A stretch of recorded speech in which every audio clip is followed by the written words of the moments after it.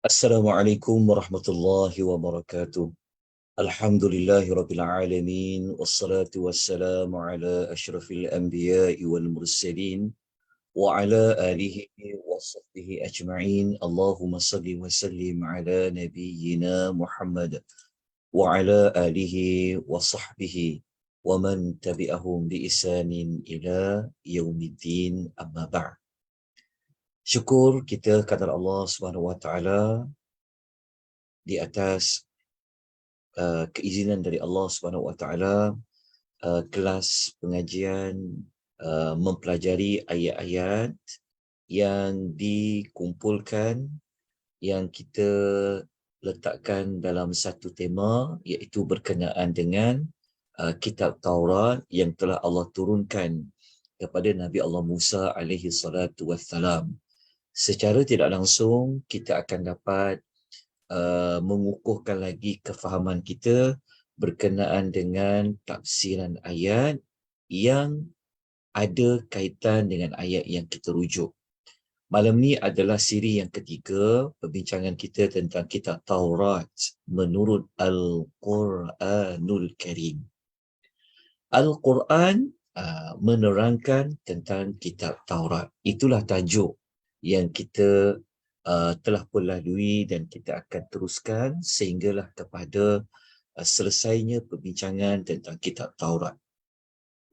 Apa yang kita nak pelajari pada malam ini, kita nak menyambung kembali berkenaan dengan ciri-ciri ataupun kita sebut tentang sifat-sifat yang Allah telah kaitkan dengan kitab Taurat di dalam Al-Quran. Okay. Antara surah rujukan yang kita akan ambil daripada ayat ini beberapa maklumat tentang sifat-sifat kitab Taurat ini adalah surah Al-An'am ayat yang ke-154, muka surat 149. Okay. Sebelum ini kita ada membaca ayat yang lain dalam surah Al-An'am pada siri yang kedua. Namun malam ini kita rujuk lagi surah Al-An'am ayat 154. Mari kita sama-sama melihat apakah sifat-sifat lain yang Allah sebutkan tentang kitab Taurat. A'udzubillahi minasyaitonirrajim. Thumma atayna Musal kitaba. Kemudian kami telah memberikan kepada Musa, ada penyebutan nama Nabi Musa, Al-Kitabah, iaitu Al-Kitab. Okay, Al-Kitab di dalam ayat ini adalah merujuk kepada Taurat. Kita dah pelajari sebelum ini, kitab Taurat ini juga kadang-kadang Allah memanggilnya dengan istilah Al-Kitab. Okay, jadi penyebutan Al-Kitab kena tengok kepada konteks ayat. Jangan kita cepat-cepat untuk mengatakan Al-Kitab adalah Quran. Tetapi dalam ayat ini, Al-Kitab merujuk kepada Taurat. Kita dah bincang sebelum ini juga, di antara yang Allah sifatkan Taurat ini, dia adalah Al-Kitab. So Al-Kitab dikaitkan dengan sesuatu yang ditulis. Sebab tu kitab Taurat ini dia adalah Alkitab yang telah pun ditulis. Okey, dalam ayat ini ada dua sifat yang Allah kaitkan dengan kitab Taurat. Yang pertama dekat mana? Dekat ayat yang tamaman alalladhi ahsana. Okey, tamaman alalladhi ahsana. Sekejap ya. Itu ayat nombor 154. Sekejap. Okay, saya nak buka tafsir Ibnu Kathir. Sekejap ya, 154. Okey. Ayat ini Allah mengatakan Nabi Musa yang dapat kitab Taurat, okey, yang mana kitab Taurat ini dia sebagai tamam. Tamam maksudnya untuk menyempurnakan. Maknanya sifat kitab Taurat dalam ayat ini adalah tamam, iaitu penyempurna. Penyempurna. Okay, apa maksud penyempurna? Okay. Kalau kita baca dalam tafsir Al-Imamu Ibnu Kathir, beliau telah menjelaskan tamaman ala alladhina ahsana. Okey, kita baca dulu ayat penuh dia, lepas tu kita akan kupas kembali apa maksud tamaman. Okey, kalau kita terjemahkan tamaman ala alladhi ahsana. Okey, kitab Taurat ini dia bersifat penyempurna, menyempurnakan kepada orang yang telah melakukan kebaikan. Okay. Orang yang telah melakukan kebaikan, kita juga pernah sebut sebelum ini bahawa kitab Taurat ini ia mengandungi sesuatu yang paling baik, yang menjadi rujukan, yang menjadi panutan, yang menjadi ikutan bagi manusia.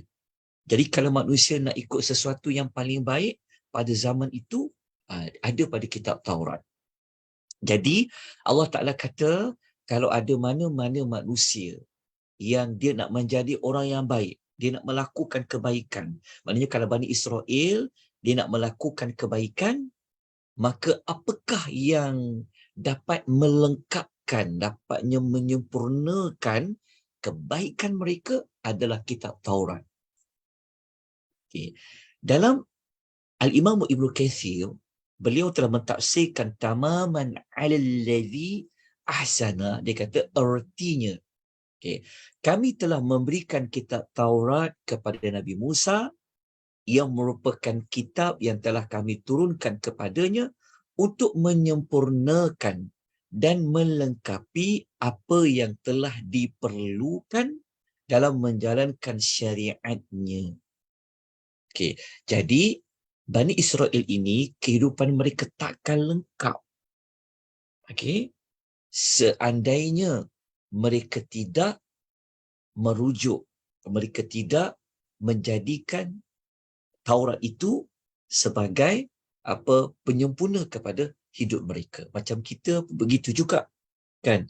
Rasa hidup ni tak lengkap kalau kita tak ada kitab yang menjadi rujukan. Jadi kitab Taurat, sifat pertama apa? Adalah penyempurna kepada orang-orang yang nak melakukan kebaikan. Okey. Ialah kalau kita tahu kan, kalau kita nak buat baik, kita mesti kena tahu apa yang baik, apa yang Allah suka jadi baik. Kan? Apa kebaikan yang Allah kehendaki kita kena buat. Jadi nak buat kebaikan, so tak lengkap, tak sempurna kalau tak ada kita rujukan dia. Jadi Taurat sebagai sifat pertama adalah penyempurna. Okey. Yang kedua dalam ayat ini adalah tentang watafsilal likulli syai'in. Dan kitab Taurat itu juga sifatnya yang lain adalah untuk menerangkan setiap sesuatu.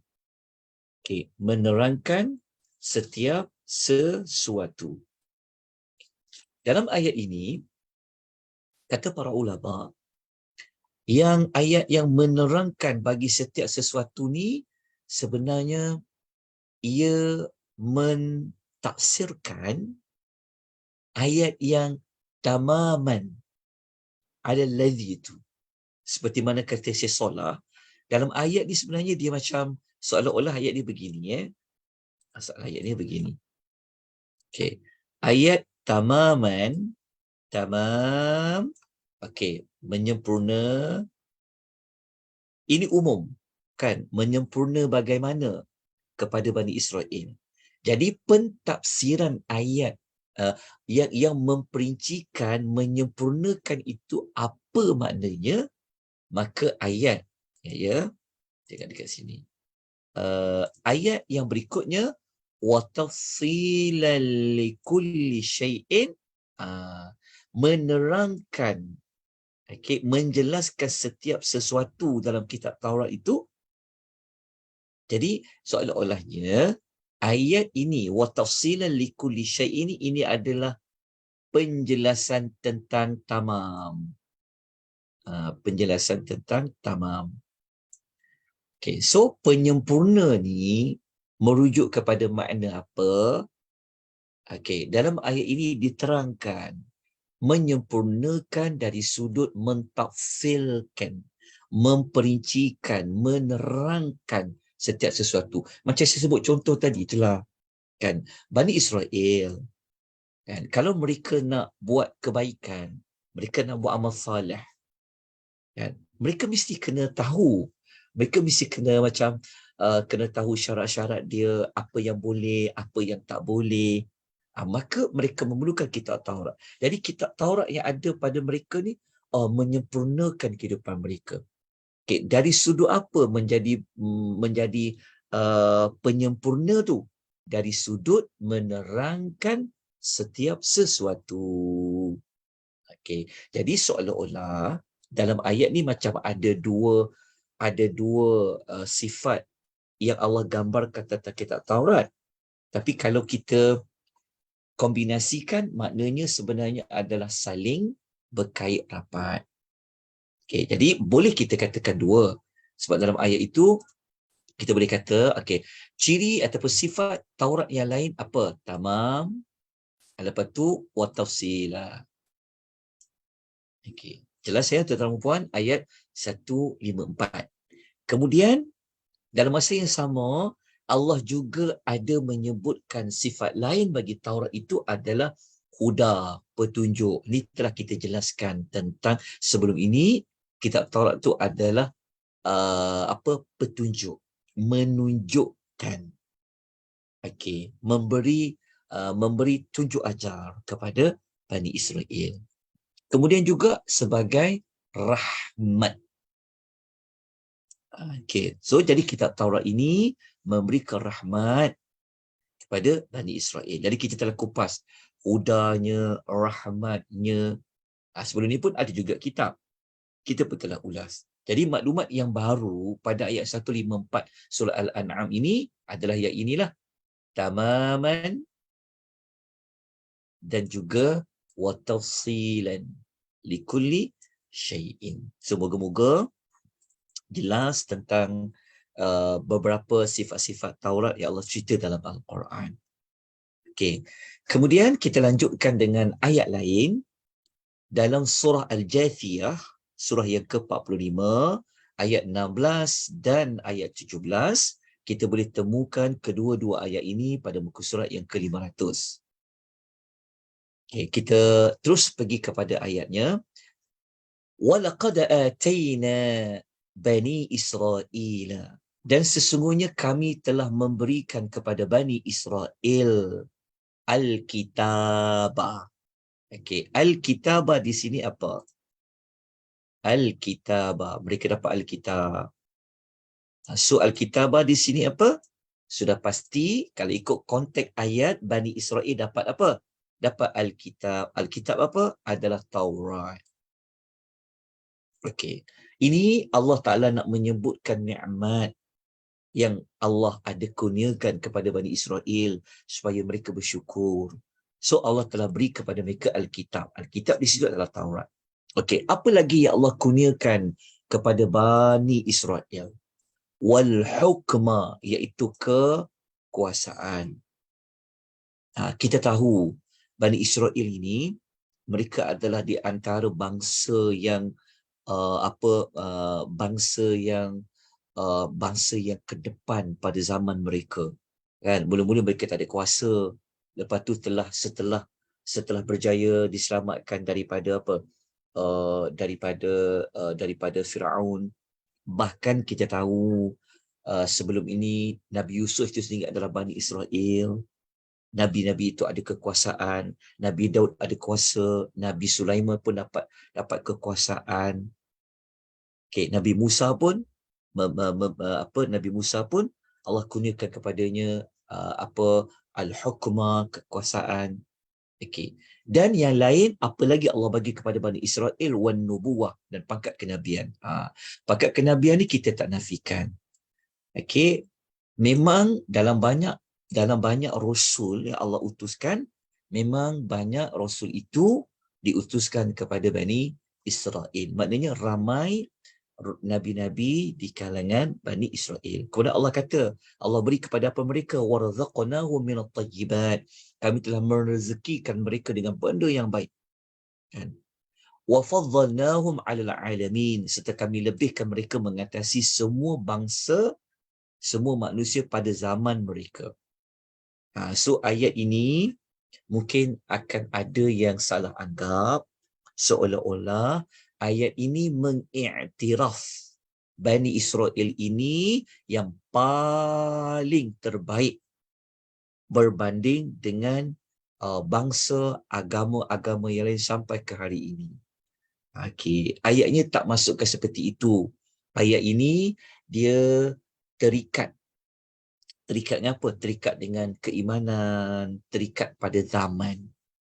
Jadi dalam banyak-banyak manusia pada zaman mereka, Bani Israel inilah Allah lebihkan berbanding dengan berbanding dengan umat-umat yang ada pada zaman itu.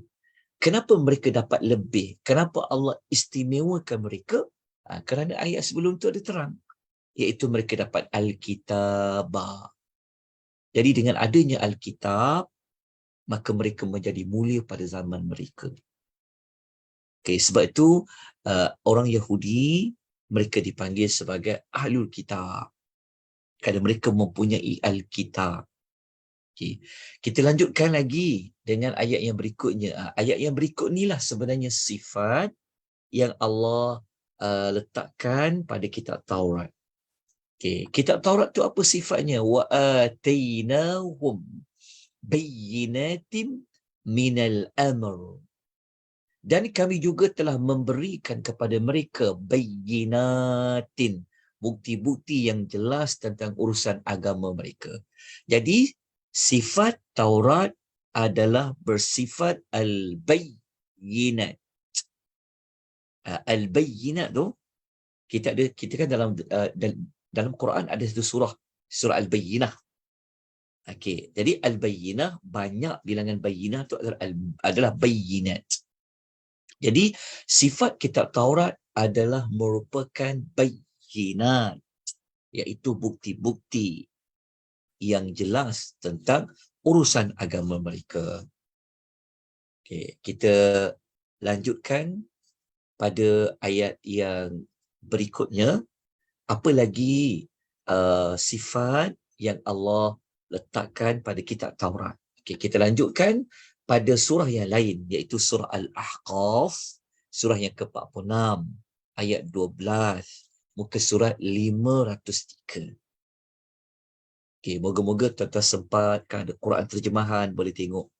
Okay, boleh cari ayat yang ke-12, muka surat 503, Al-Ahqaf. Baik, kita lanjutkan ayatnya. Allah mengatakan, وَمِنْ قَبْلِهِ.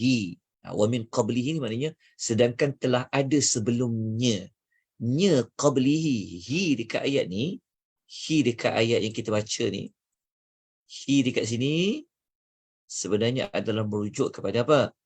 Merujuk kepada Al-Quran. Jadi Allah bagi tahu sebelum adanya Quran, okey, sebelum datangnya Quran, sudah ada satu kitab Musa. Ada kitab Musa. Jadi apa kitab Musa tu? Kitab Musa itu adalah Taurat. Jadi dalam ayat 12 ini Allah menceritakan tentang kitab Taurat. Kitab Taurat ni dia datang dulu sebelum adanya Quran. Yang mana dalam ayat ini juga Allah menerangkan ada dua sifat bagi kitab Taurat. Yang pertama apa? Imamah, menjadi ikutan. Jadi sifat pertama, kitab Taurat itu adalah ikutan sebagai imam. Semua orang mengetahui apa makna imam. Kalau imam dalam masjid, makmum kena ikutlah. Ikut imam. Imam berdiri, imam rukuk. Begitulah analoginya pada kitab Taurat. Kalau kitab Taurat kata A, A. Kalau kitab Taurat kata B, B. Kitab Taurat kata halal, halal. Kitab Taurat kata haram, haram. Sebab dia adalah imam. Dia adalah ikutan. Kemudian Allah kata sifat lain bagi Taurat adalah rahmah, pemberi rahmat. Jadi bab rahmat ni pun telah kita ulas pada siri yang sebelum ini. Jadi yang barunya di mana pada ayat ini tentang sifat kitab Taurat adalah sebagai imamah. Okay, sebab itu Bani Israel kalau dia tak ikut dia Taurat, habislah dia.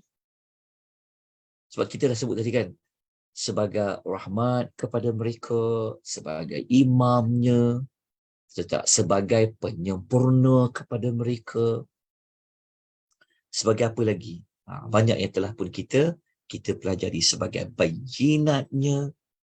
Okey, moga-moga penerangan ringkas ini dapatlah kita menambahkan sedikit sebanyak maklumat kita tentang kitab Taurat. Okey, kita lanjutkan lagi dengan surah yang berikutnya, iaitu surah, sekejap ya, saya padam ni dulu. Okey, kita tengok dalam surah apa ni? Surah Al-Baqarah, ayat nombor 53. Okey, kita buka surah Al-Baqarah, muka surat yang ke-8. Okay, tengok muka surat yang ke-8, ayat yang ke-53. Okay, apakah yang ingin disampaikan oleh Allah Subhanahu Wa Taala? Wa idz atina Musa, dan ketika kami turunkan kepada Nabi Musa, apa dia? Al-Kitabah. Ini sifat yang pertama dalam ayat ini, iaitu Taurat. Okay. Kemudian wal furqana, dan al-furqan. Yang mana al-furqan ini adalah sifat yang dikaitkan dengan membezakan di antara yang hak dengan yang batil. La'allakum tahtadun. Moga-moga kamu mendapat pertunjuk daripada kitab Taurat yang Allah turun kepada Nabi Musa. Okey, kedua-dua sifat ini kita tak perlu nak memperpanjangkan perbincangan, sebab sebelum ini kita dah lalui ayat menyebut tentang Al-Kitab dan Al-Furqan yang Allah sifatkan kepada kitab Taurat. Baik, tuan-tuan dan puan-puan rahimani wa rahimakumullah, kalau dalam ayat lain dalam Al-Baqarah ya, kalau nak rujuklah dalam ayat lain dalam surah Al-Baqarah juga, tuan-tuan boleh rujuk boleh rujuk pada ayat yang ke-87. Kalau dalam nota yang saya paparkan ni, ini adalah ayat nombor 53. Ini ayat 53. Tapi kalau kita nak rujuk ayat lain yang masih membincangkan tentang kitab Taurat, kena ambil ayat nombor 87. Jadi ayat nombor 87, tuan-tuan akan menemukan Allah kata walaqad atina Musal kitaba. Okay. Tuan-tuan dan puan-puan rahimani wa rahimakumullah. Okay, saya tulislah ayat nombor berapa. Ayat nombor okay, kita cakap mana tulis ni. Okay, ayat nombor 87. Okay. Lepas tu satu lagi ayat, ambil ayat berapa? Okay, masih surah Al-Baqarah. Sekejap. Okay, boleh ambil dalam surah Al-Baqarah ayat nombor 92. Ayat nombor 92. Kalau kita baca ayat 92 surah Al-Baqarah, Allah mengatakan sifat Taurat itu adalah al-bayyinat. Wa laqad ja'akum Musa bil bayyinat. Itu adalah sifat Taurat dalam ayat 92 surah Al-Baqarah. Kalau ayat 87 surah Al-Baqarah, kitab Taurat itu sifatnya adalah sebagai Al-Kitabah. Sama macam ayat yang ke-53 yang sedang kita lihat, yang sedang dipaparkan. Baik, tuan-tuan dan puan-puan rahimani wa rahimakumullah. Kita lanjutkan lagi dengan ayat dalam surah Al-Ma'idah. Dalam surah Al-Ma'idah. Ini adalah ayat yang akhir ya, yang kita dapat kumpulkan berkenaan dengan awsafut Taurah. Sifat-sifat Taurat. Ini ayat yang akhir yang kita akan ambil maklumat dalam ayat ini, iaitu surah Al-Maidah, surah yang kelima, ayat nombor 44. Muka surat 115. Kalau kita buka Quran, jumpa ayat 44. Kalau ada mana-mana nama surah yang saya tersalah tulis, nombor surah ke, nombor ayat ke, nombor muka surat, tolong betulkan saya. Saya sangat mengalu-alukan sebarang teguran, sebarang pembetulan. Okay, sama ada pada nota yang dibentangkan ataupun pada isi kandungan dalam penyampaian. Okay.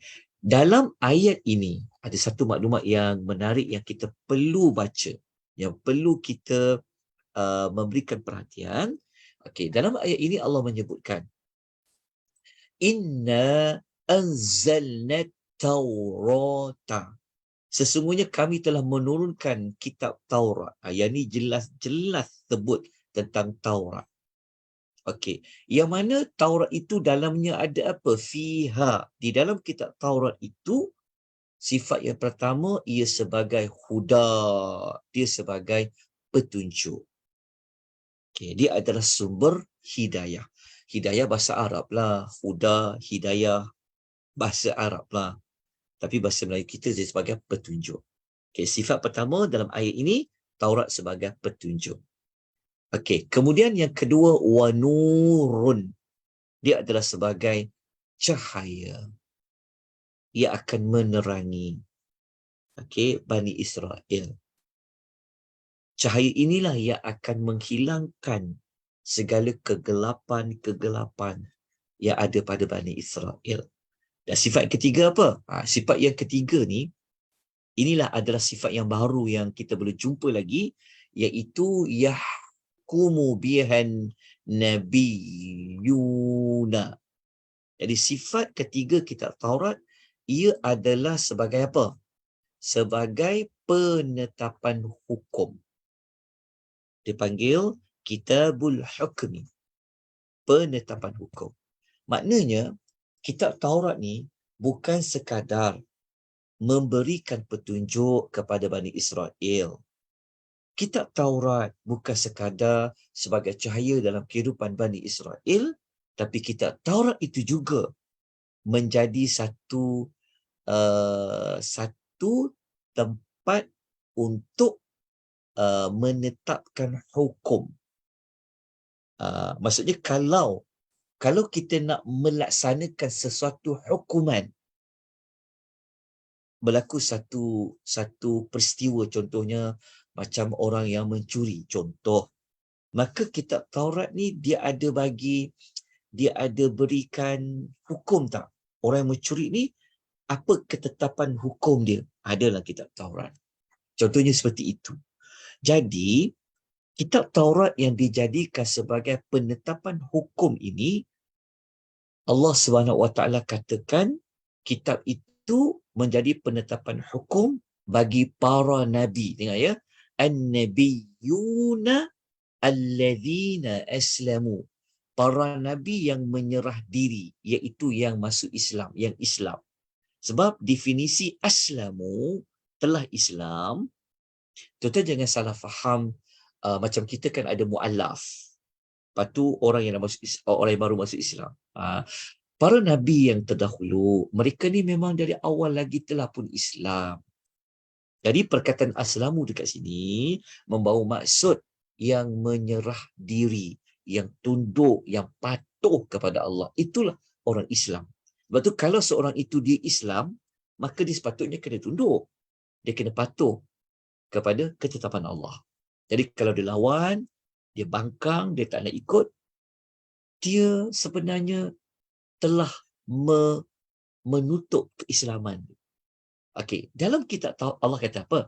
Dengan kitab Taurat yang jadi sebagai menetapkan hukum ini, dia digunakan oleh siapa? An-Nabiyun, para nabi yang menyerah diri.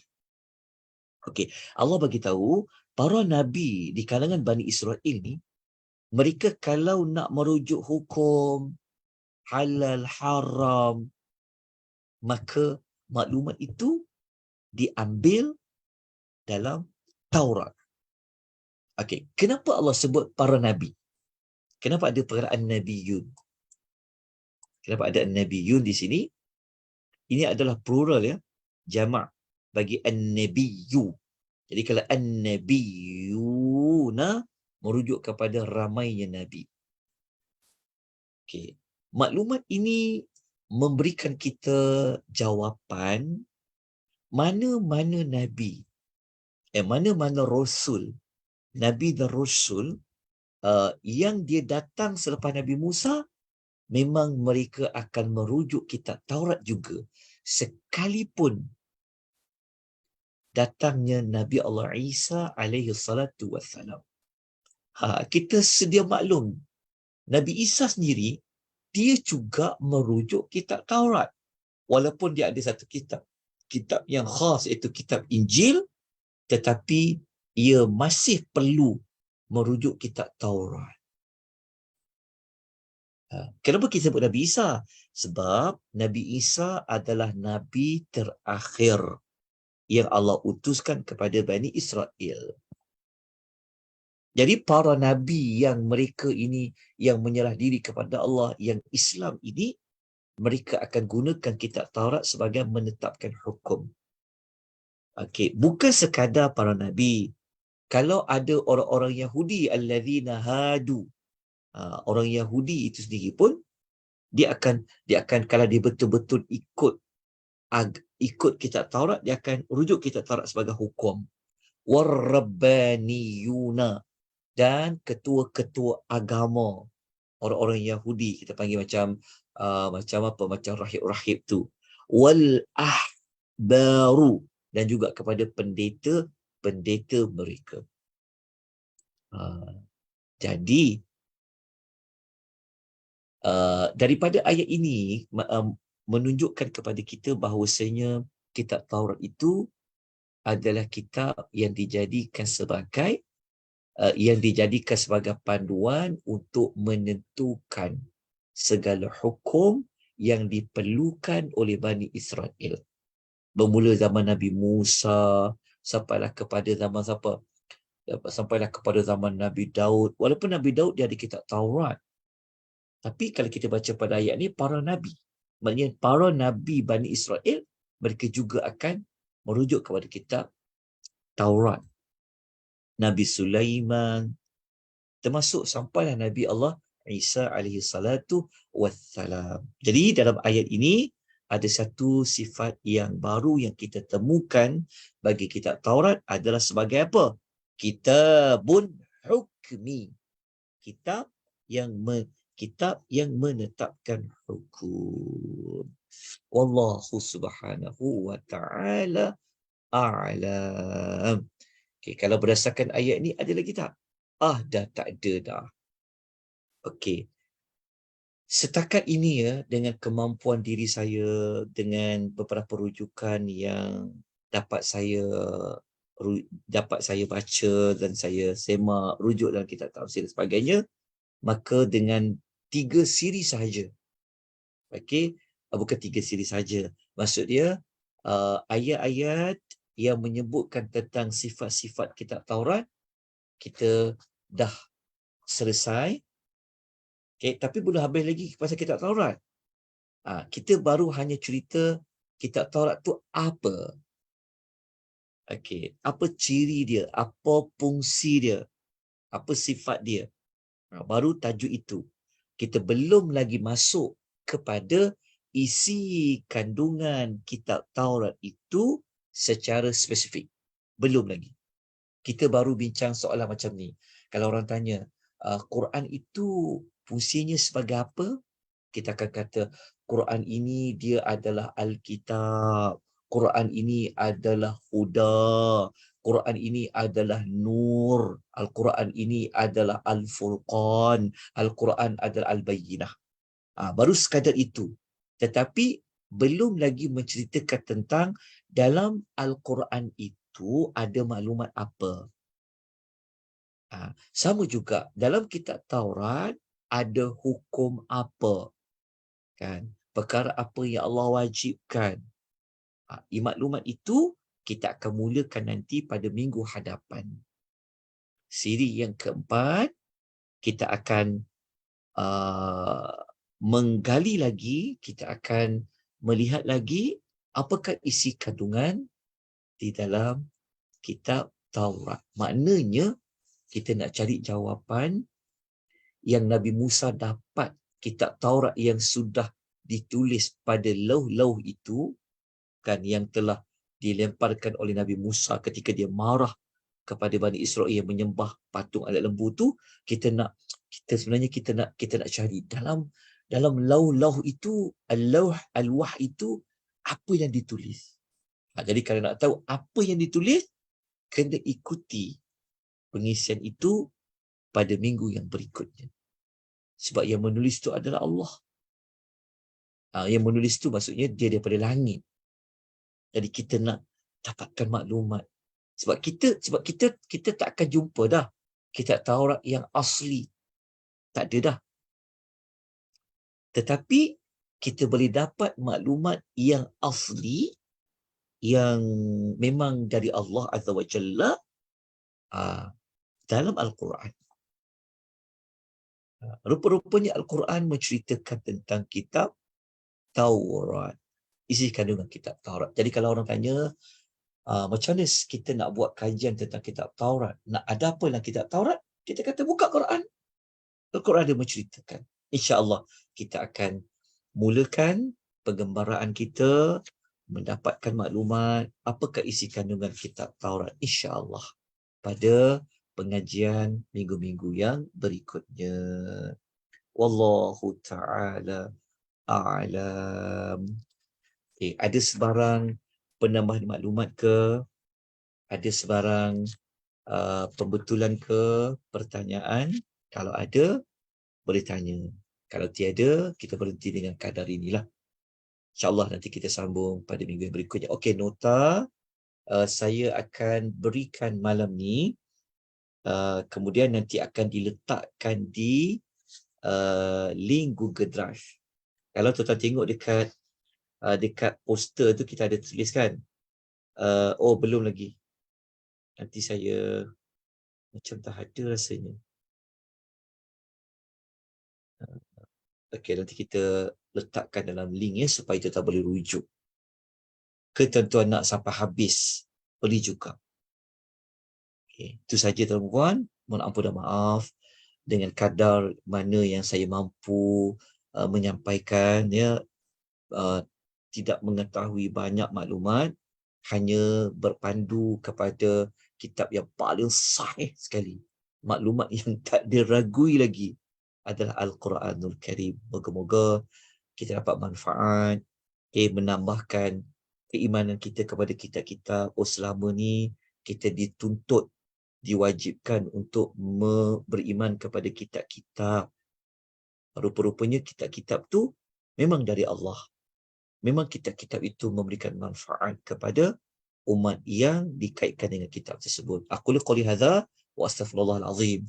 Wabillahi taufiq hidayah. Wassalamualaikum warahmatullahi wabarakatuh. Waalaikumsalam warahmatullahi wabarakatuh. Jazakallah khair Ustaz. Wa antum fajazakumullah